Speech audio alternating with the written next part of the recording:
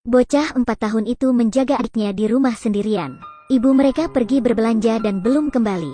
John mengambil susu yang disediakan ibunya untuk adiknya sebelum keluar rumah. Lalu dia meminumnya dan juga memberikannya kepada burungnya. Hanya menyisakan sedikit untuk adiknya, sehingga adiknya tidak cukup. John terpaksa menuangkan sisa air dingin ke dalam botol susu, agar adiknya bisa mengisi perutnya. Tapi tutup botol tidak ditutup dengan rapat sehingga membasahi tubuh adiknya. John menemukan pakaian adiknya di lemari. Dia ingin mengganti pakaian basah untuk adiknya. Tapi tampaknya dia tidak terlalu terampil. Lagi pula dia sendiri adalah anak kecil. Adiknya seperti boneka di tangannya. Tapi adiknya terus menangis karena kelaparan. John terpaksa mengambil botol susu dan berlari ke dapur untuk mengambil air. Tapi dia tidak bisa membuka keran air. Dia terpaksa menaruh botol di wastafel dan menunggunya penuh. Ibunya juga memasak nasi di atas kompor sebelum dia pergi. Dia seperti tidak menemukan bahaya ini. John demi menghibur adiknya yang lapar. Dia mengendong adiknya dan berkeliling rumah. Tapi adiknya terus menangis. Tapi botol susu masih belum penuh. John tidak tahu apa yang harus dilakukan. Dia terpaksa membuka lemari es dan memakan makanan sisa bersama adiknya. Tapi makanan ini tidak mengisi perut mereka sama sekali. John melihat botol-botol di atas lemari. Dia memutuskan untuk naik dan mendapatkan beberapa selai. Ketika ia memanjat ke atas, sebuah toples tiba-tiba jatuh. Melihat adiknya akan mendekat, John buru-buru membawa adiknya pergi. Tetangganya Jen mendengar suara, datang mengetuk pintu dan bertanya John apa yang sedang terjadi. Karena ibunya mengunci pintu ketika dia keluar, sehingga John tidak bisa membukanya dari dalam. Dia hanya bisa berkomunikasi dengan Jen dari belakang pintu. Katanya ibu pergi berbelanja. Adiknya ingin minum susu karena dia lapar, sehingga dia terus menangis. Tapi keran air di rumah tidak bisa dibuka, sehingga tidak bisa memberikan air untuk adiknya. Jen bertanya apa yang terjadi dengan kebisingan tadi. John menjelaskan bahwa itu hanya suara toples yang pecah. Pakaian adiknya juga basah dan dia baru saja menggantikannya. Jen sangat khawatir pada mereka tapi dia tidak bisa masuk. Dia hanya bisa meminta John berhenti menyentuh adiknya agar tidak flu. Jen berencana pergi mencari ibu kedua anak. Juga berjanji pada John akan membelikan makanan saat dia kembali.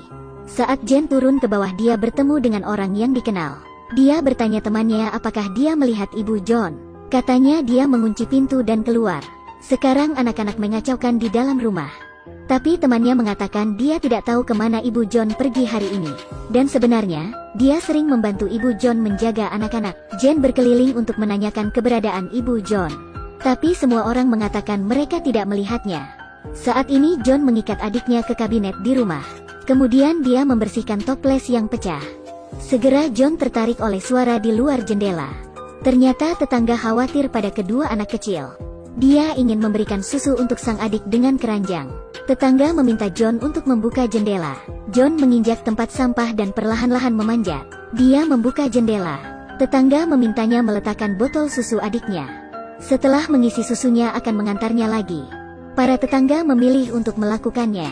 Karena ibu John pergi berbelanja dan belum pulang rumah. Adiknya terus menangis karena lapar. Ketika tetangga mengantar susu, tetangga mencium bau yang aneh. Ternyata ibu John memasak nasi di panci sebelum dia pergi. Jen tidak berhasil menemukan ibu mereka di semua tempat. Jadi dia kembali ke rumah John untuk melihat keadaan mereka. Kemudian dia juga mencium sesuatu yang terbakar. John mengatakan ibunya memasak sesuatu di dalam panci. Demi keamanan kedua anak, Jen menyuruhnya segera mematikannya. Tapi John bilang bahwa ibunya mengatakan untuk tidak menyentuh apa-apa. Jen terus membujuk John agar dia mematikan apinya. Dia mengingatkan John untuk memutar ke kanan. Tapi John tidak tahu bagaimana mematikannya. Dan tidak tahu sisi mana yang benar. Jen menyuruh John masuk ke dapur dan memutar ke arah jendela. Tapi John tidak berhasil mematikannya dan malah mengeluarkan suara batuk. Jen meminta John untuk tidak menyentuh apapun.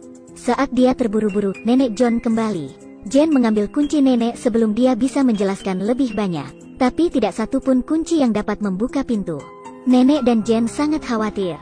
Apa yang harus dilakukan jika panci terbakar? Tapi tidak ada yang bisa mereka lakukan. Nenek meminta John untuk membuka jendela dapur. Kemudian menutup pintu dapur agar tidak terjadi kecelakaan. Kemudian nenek tiba-tiba teringat ada kunci cadangan di rumah, yang digantung di tempat gantungan baju. Nenek berteriak agar John mengambilnya dan melemparkannya ke bawah. Tapi gantungan baju sangat tinggi bagi John yang berusia 4 tahun, sehingga dia tidak bisa menyentuh kunci sama sekali. John mencoba banyak cara tapi tidak berhasil.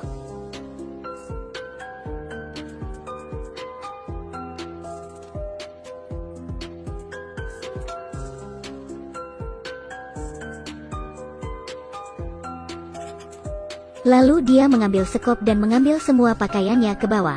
Kemudian menggunakan sekop untuk mendapatkan kunci itu. Tapi kuncinya tidak sengaja jatuh di bawah lemari pakaian. John tidak bisa memindahkan lemari pakaian. Tangannya juga tidak cukup panjang.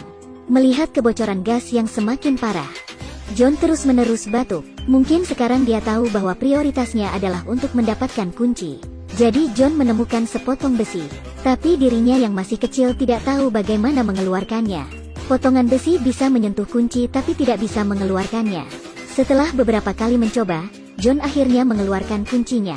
Akhirnya, John berhasil menyelamatkan adiknya dan diri sendiri. Yang membuat semua orang lega adalah dia membuka pintu rumahnya dengan tangannya sendiri.